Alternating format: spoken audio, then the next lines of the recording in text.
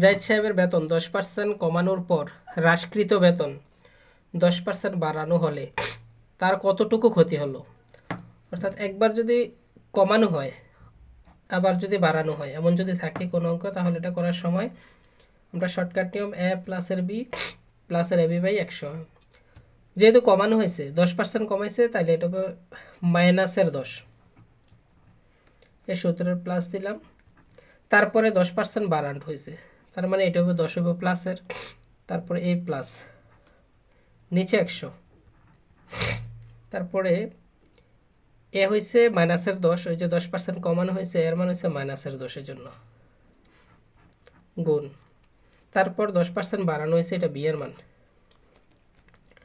তাহলে আমরা যদি করি তাহলে এই মাইনাসের 10 প্লাসের 10 কাটা, তাহলে নিচে থাকতেছে 100, মাইনাসে এটার সামনে প্লাস আছে, প্লাসে মাইনাসে মাইনাস, 10-এ 10-এ গুণ করলে 100, কাটাকাটি করলে 1 থাকে, তার মানে হচ্ছে মাইনাসের 1%, তার মানে তার বেতন ক্ষতি হয়েছে মাইনাসের 1%।